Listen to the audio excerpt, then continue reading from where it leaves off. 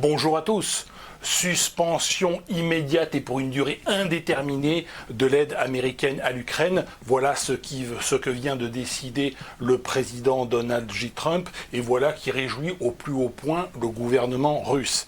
La raison officielle, c'est que l'on veut pousser Volodymyr Zelensky à signer un accord sur la cession des droits miniers des terres rares ukrainiennes aux États-Unis pour compenser l'aide qu'ont fourni les USA depuis 2022 à la guerre en Ukraine. C'est un prétexte car en réalité la quantité et la qualité des terres rares présentes en Ukraine est extrêmement discutée et en fait est relativement inconnue. La vraie raison, la raison fondamentale et profonde que l'on ne vous expliquera sur aucune chaîne de télévision, je vais vous la donner maintenant, c'est le but de cette vidéo, c'est parti.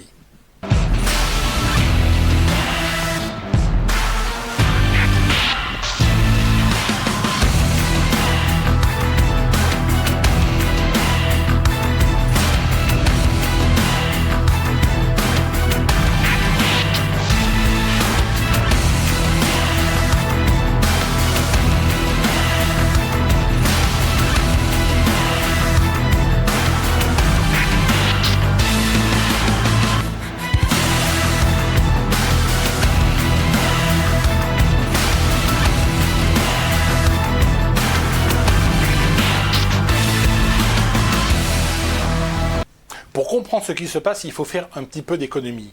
Le déficit commercial américain est de 800 milliards de dollars par an. Je vous rappelle à titre de comparaison que l'excédent commercial de l'Union européenne est de plus de 200 milliards par an, l'excédent commercial de la Chine est de 100 milliards de dollars par an, et le déficit budgétaire de l'État fédéral américain s'est monté en 2024 à 718 milliards de dollars. Alors dans une économie normale, le dollar devrait s'écrouler par rapport à l'euro ou par rapport aux autres devises comme le yen ou comme le franc suisse. Pourquoi n'en est-il rien? Pourquoi le dollar se maintient-il à peu près à parité à 1 dollar pour 1 euro? Et même l'euro a baissé par rapport à son cours d'introduction en 2000, puisque l'euro a été introduit à 1,17 $ pour 1 euro. Donc 1,17 $ pour 1 euro, ça veut dire que l'euro était beaucoup plus fort que il fallait beaucoup plus de dollars pour 1 euro, donc l'euro était beaucoup plus fort que le dollar. Aujourd'hui, on est à peu près à parité, mais alors qu'on devrait être pratiquement à 1,50 $ ou 2 $ pour 1 euro, avec un tel double déficit commercial et déficit budgétaire absolument abyssal. Eh bien, pourquoi il n'y a pas de dévaluation du dollar? Tout simplement parce que dans le monde entier, depuis maintenant un siècle, donc ce basculement et cet achat massif de dollars s'est opéré depuis au moins 60-70 ans, mais en fait ça a démarré déjà avec la guerre de 14-18. Depuis un siècle donc, les capitaux du monde entier se portent vers les États-Unis d'Amérique parce qu'il y a en Europe et en Asie et aussi au Moyen-Orient, des guerres à répétition depuis maintenant 100 ans. Alors en Europe, on a eu la Première Guerre mondiale, la Seconde Guerre mondiale, la guerre froide, la guerre de Yougoslavie dans les années 90, aujourd'hui la guerre en Ukraine. Au Moyen-Orient, il y a un certain nombre de guerres, même je veux dire, le Moyen-Orient est perpétuellement en guerre depuis un siècle. En Asie, il y a eu un grand nombre de guerres, notamment depuis la Seconde Guerre mondiale, depuis les années 30, en fait depuis la politique d'impérialisme japonais, et puis depuis que la Chine est devenue communiste en 1949, il y a cette tension entre les pays communistes, Chine, Corée du Nord, et puis les pays capitalistes, Corée du Sud, Taïwan, Japon.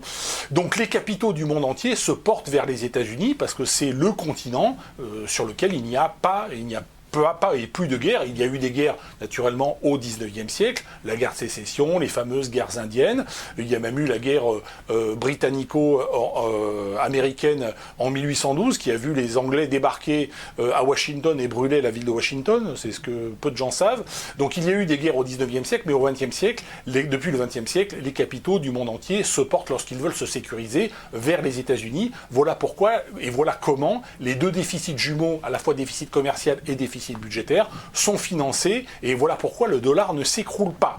Maintenant, qu'est-ce qui se passerait si la Russie, c'était le thème de ma dernière vidéo sur le sujet, devenait un pays gentil, devenait un pays vacciné de la guerre, comme l'a été le Japon après 1945, l'Allemagne après 1945, l'Italie après 1945. Qu'est-ce qui se passe si aujourd'hui la Russie de Poutine 2.0, Poutine 3.0, ou l'après-Poutine devienne un pays eh bien, qui n'ait plus d'ambition impériale ou d'ambition militaire. Eh bien, ça voudrait dire que l'ensemble du continent européen serait en paix, et à ce moment-là, les capitaux qui partaient d'Europe depuis un siècle et qui allaient se porter aux États-Unis, ils partiront plus aux États-Unis. Et puis peut-être qu'un certain nombre de capitaux qui partaient d'Asie ou du Moyen-Orient vers les États-Unis, ils iraient se placer en Europe. Et à ce moment-là, les États-Unis qui aujourd'hui vivent au-dessus de leurs moyens, parce que quand vous avez 800 milliards de déficit commercial et 800 milliards et 718 milliards de déficit budgétaire, vous vivez au-dessus de vos moyens, ça voudrait dire que les Américains ne pourraient plus vivre au-dessus de leurs moyens et le modèle économique américain s'écroulerait littéralement. Voilà pourquoi les États-Unis aujourd'hui ont besoin de sauver le soldat Poutine dans un contexte où militairement la Russie aujourd'hui rencontre quand même de grandes difficultés en Ukraine. Je rappelle qu'en 2022, les Russes avaient 20 fois plus de chars, 20 fois plus d'avions, 20 fois plus de pièces d'artillerie. Ils avaient une marine de guerre, ce que l'Ukraine n'avait pas. Et aujourd'hui, la situation est beaucoup plus équilibrée. La marine russe, elle a été quasiment intégralement détruite dans la mer Noire. Les quelques navires qui restent se sont réfugiés dans des ports en sécurité, mais ils ne sont plus à Sébastopol, ils ne sont plus en Crimée. Et nous sommes à parité, on va dire aujourd'hui, au niveau de l'artillerie, au niveau des chars et au niveau de l'aviation. D'ici quelques mois, l'Ukraine aura même l'avantage en termes d'aviation et en termes d'artillerie, puisque un grand nombre de pièces et un grand nombre d'aéronefs sont en train d'être livrés à l'Ukraine depuis les pays européens. Les Américains n'en livrent pas, ce sont les Européens, la France et d'autres pays d'Europe qui livrent des avions et de l'artillerie aujourd'hui à l'Ukraine. Donc la situation est en train de basculer à l'avantage de l'Ukraine et les États-Unis ne peuvent pas accepter que demain Poutine se trouve dans une situation où il soit obligé d'évacuer la Crimée ou d'évacuer le Donbass et de transformer véritablement radicalement sa politique et devenir un pays qui ne soit plus impérialiste, qui ne soit plus militariste. C'est quelque chose qui est parfaitement impossible, qui est parfaitement inacceptable. Alors il y a un précédent dans l'histoire relativement récente de ce type de revirement, on va dire, certains diront même de trahison des États-Unis. C'est lors de la guerre Iran-Irak entre 1980 et 1988, une guerre qui a fait 1 à 2 millions de morts. Dans cette guerre, les États-Unis et les pays occidentaux ont soutenu l'Irak contre l'Iran et le régime des Mollahs, donc suite à la révolution de l'imam Khomeini en 1979. Donc ils ont soutenu l'Irak, et à la fin des années 80, eh bien, l'Irak était en passe de remporter la guerre, et l'Iran était en passe de s'écrouler. Sauf que si l'Iran s'écroulait, eh bien, il n'y allait plus avoir, les pays du Golfe n'allaient plus avoir d'ennemis dans la région, d'ennemis iraniens. Donc les Américains, les Français ont aidé, ont donné des radars aux Iraniens pour qu'ils puissent se défendre et abattre une partie de l'escadre aérienne irakienne, mais les Américains aussi. Et le président des États-Unis, qui à l'époque était Ronald Reagan, a violé la loi américaine. C'est ce qu'on appelle l'Iran Gate. Les Américains, le gouvernement américain a violé la loi américaine pour aider l'Iran et pour que l'Iran ne s'écroule pas, parce qu'ils avaient besoin, effectivement, que l'Iran survive à cette guerre et demeure une menace au Moyen-Orient. Politiquement parlant, ils avaient besoin de cela. De même qu'aujourd'hui, les États-Unis et l'État profond. C'est pas simplement la politique de Donald Trump. On nous présente l'équipe Trump comme des foutraques. L'équipe Trump est aux ordres et obéit à l'État profond, au deep state militaro-industriel américain, qui a été dénoncé, je le rappelle, en 1960 par le président Eisenhower, donc qui n'est pas un zozo et qui n'était pas un rigolo. Il a dénoncé cela après ses 8 ans de mandat. Donc au moment de partir, de quitter sa présidence, il a annoncé que l'Amérique était sous le contrôle du deep state et du complexe militaro-industriel. Le complexe militaro-industriel a besoin, et au-delà du complexe militaro-industriel, et c'était le sujet de ma dernière vidéo, donc ça c'est vrai que les Américains ont besoin que les Européens achètent des armes aux États-Unis, c'est une réalité, mais au-delà de cela, il y a une question macroéconomique, de business model, de modèle économique des États-Unis.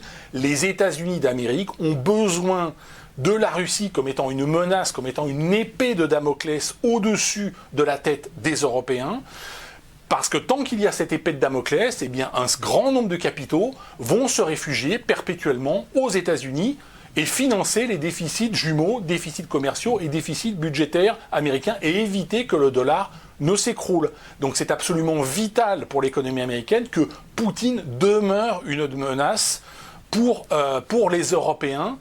C'est le sens de mon analyse. Alors moi je suis quand même optimiste par rapport aux événements actuels, parce que Trump arrive trop tard, c'est trop peu et trop tard. Aujourd'hui, qu'est-ce qu'il peut faire? Il peut suspendre, il a suspendu, bon, aujourd'hui, les livraisons d'armes pour une durée indéterminée, donc peut-être qu'elles vont reprendre, mais aujourd'hui, les livraisons d'armes américaines à l'Ukraine ne sont plus aussi déterminantes qu'elles ne l'étaient en 2022 ou 2023, où là, c'était vraiment critique, les Ukrainiens n'avaient vraiment pas de munitions et n'avaient vraiment aucun armement, et là, les Américains ont vraiment fortement aidé à cette époque-là, parce que les Américains, à cette époque, n'avaient pas intérêt non plus à ce que l'Ukraine s'écroule complètement, parce que là, effectivement, les Européens auraient pu entrer en guerre. Enfin, les Polonais étaient prêts à envoyer des troupes. Hein. C'était vraiment, on était en 2022, c'était relativement critique.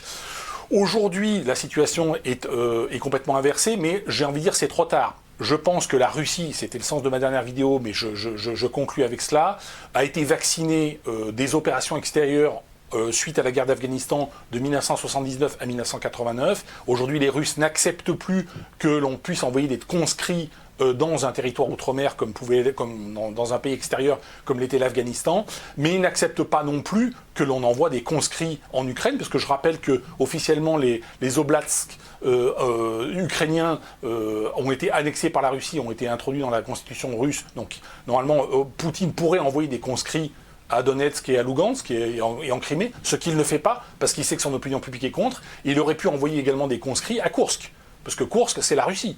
Donc là, il a légalement les moyens d'envoyer des conscrits, ce qu'il ne fait pas. Parce qu'encore une fois, je pense que les Russes, le peuple russe, l'armée russe, l'économie russe, etc., n'est pas militariste, ne veut pas sacrifier une partie de sa jeunesse dans une guerre, même pour défendre le territoire russe, ce qui est quand même lourd de signification.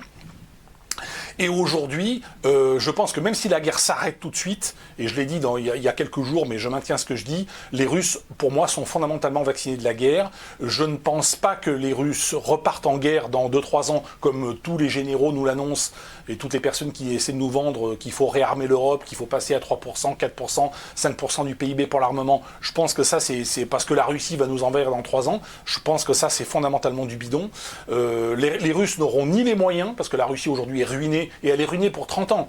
Parce qu'elle a vendu son pétrole à la Chine et à l'Inde avec des contrats de 30 ans, donc il va falloir livrer du pétrole et du gaz gratuitement, ou en tout cas à des tarifs très bas, à l'Inde, à l'Inde, à la Chine, à la Corée du Nord, à la Biélorussie, etc. pendant 30 ans. Donc la Russie s'est hypothéquée et elle s'est très largement ruinée dans cette guerre.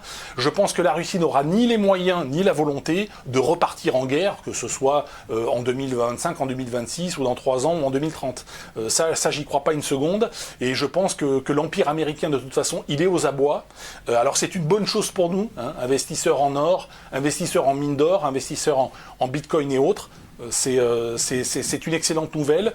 La chute de l'impérialisme russe est inéluctable, mais la chute de l'impérialisme américain est également inéluctable. Hein, voilà, c'est la conclusion de cette vidéo. Merci à toutes et à tous, et je vous dis à bientôt.